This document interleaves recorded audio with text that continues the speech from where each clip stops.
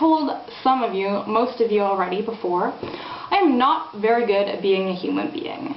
Let's just face it, it is hard work to be a normal adult human being and act like one all the time. In my personal defense, I don't know why underwear would have two sides if you weren't supposed to wear it inside out. Just saying. The project that I'm doing here, and the story today, is all about finding beauty within the fact that it's hard to be human, and to just enjoy yourself even if you can't make it to the grocery store because you're really lazy and hungover, and can't do your laundry because you have to walk down 2 flights of stairs and it's far too much work.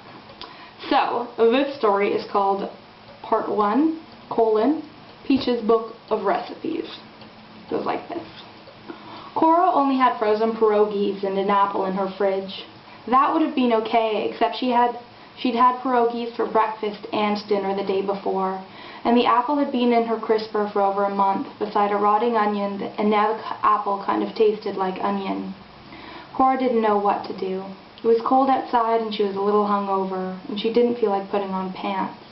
She sat at her kitchen table and drank a cup of hot water because she'd run out of tea 2 days before. A few months ago, a friend of hers had stayed over, and the only food she'd had to give him for breakfast was tomato soup and oatmeal cookies. "Have you been really busy lately?" he'd asked. "Is that why you don't have any food?" "No," she told him. "I just don't know how to be an adult. I've lived on my own since I was 17, and I still can't remember to do laundry and eat vegetables and shower before work." Cora stood in front of her cupboard now and opened and closed the door. She stared at the half bag of marshmallows, the caramel sauce, the expired soup broth, and the almost untouched bag of flour on the top shelf. She stood there for a long time, swinging the door in front of her face, listening to the refrigerator motor click on and someone walking in the apartment above. She thought about swimming in the river at her parents' cabin, and how she'd only gotten 80% in her high school English class. She thought about her older brother who lived in Seattle. She wondered if he could drive a Standard and if he was growing a beard. And then, in the middle of all those thoughts, as though God had lowered the idea down to her from the ceiling, she realized she had all the ingredients to make pancakes. "Peach," she called when her roommate came home an hour later. "You'll never guess what I'm doing." Peach still had her coat on and her cheeks were red from the cold.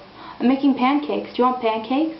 They ate their pancakes with their hands, dipping them into a plate of syrup, while Cora stood by the stove and made more and more. "Look at this," Peach said, flipping through the cookbook Cora had gotten the pancake recipe from. "I forgot I was a chef in training. If you ever want to see the recipes I've made up, I wrote them all in the back of here." Cora slid more pancakes onto Peach's plate. "This one's called the breakup sandwich," Peach read. "And this one's called the reunion sandwich. It's the same as a breakup sandwich, except you used whole wheat bread and you add lettuce." Cora hadn't been outside yet, but the sun came in warm through the big kitchen windows. She watched 2 squirrels fight each other in the backyard and the plastic bag blow across the grass. Cora ate another pancake with her hands and made Peach read her more recipes from the little book. "Okay," said Peach. "This one's called spicy salt and vinegar pierogies. It's from when I made spicy pierogies and then crushed salt and vinegar chips on top." That afternoon, Cora had meant to go to the grocery store. She had put on her coat and hat and had left the house and everything. But instead of walking east toward No Frills, she found herself going south, down to the lake. There was no one there except for some ducks and 2 swans swimming by themselves further off. The sand was hard under her feet, and the sun was dropping low and red behind the new condos in Etobicoke. Cora climbed onto a log washed onto the shore. She balanced on it like she was a gymnast while the ducks watched, unimpressed. Cora remembered coming to this beach with her little brother and throwing rocks into the water. And she remembered coming here with her childhood best friends and a bottle of wine on Canada Day. They hadn't even planned it, but they'd gotten to the beach just in time to watch the fireworks shoot out over the X, the stars and the spiraling colors reflecting off the glassy black lake. It was cold now that the sun had set. Cora jumped off the log onto the sand, landing the dismount for the indifferent ducks. She still didn't have tea at home, but at least there were pancakes there. She knew that eventually she would have to get food, just like she would eventually have to start looking for a job and file her taxes. But until then, there were pancakes. She still had pierogies in her freezer and that apple in the back of her fridge that kind of smelled like onion. Probably, Peach would have a recipe for all those things. Step 1. Combine 1 apple, 22 pierogies, and half a bag of marshmallows. Step 2. Bake at 425 Fahrenheit tight for an hour and a half. Step 3, add lettuce and crushed salted vinegar chips over top of the whole thing. Step 4, enjoy.